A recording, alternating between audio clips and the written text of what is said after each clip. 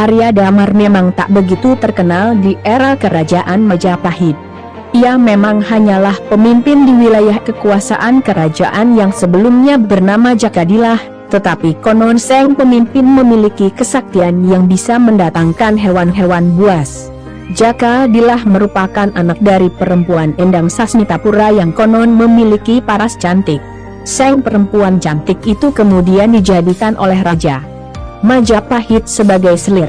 Sang perempuan cantik ini sebagaimana dikisahkan pada buku Babat Tanah Jawi tulisan Sujipto Abimanyu, awalnya merupakan raksasa perempuan yang dulunya menginginkan menjadi istri dari Prabu Brawijaya.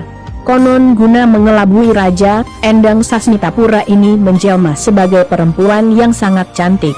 Tetapi ketika Endang Sasmitapura mengandung, ia ingin makan rujak mentah.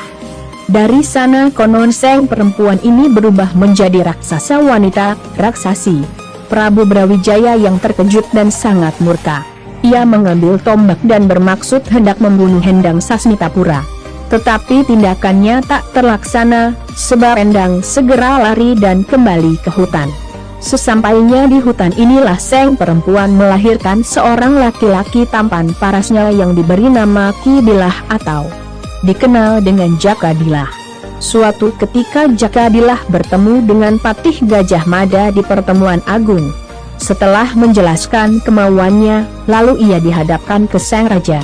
Sang raja pun mengizinkan, Jakadilah pun dijadikan abdi pengawal raja. Saat sang Raja Majapahit hendak berburu ke tengah hutan, Jakadilah langsung menawarkan diri kepada sang raja agar tidak perlu jauh-jauh ke hutan. Ia menyatakan kesanggupannya untuk menggiring macam-macam hewan buruan di tengah hutan ke alun-alun. Prabu Brawijaya pun menurut, tetapi ia juga meminta jika sang abdi pengawal itu tak bisa melaksanakan permintaannya akan dihukum mati. Jakadilah kemudian berangkat ke hutan. Di hutan ia menemui ibunya memberitahu yang kesanggupan kepada Raja di Majapahit.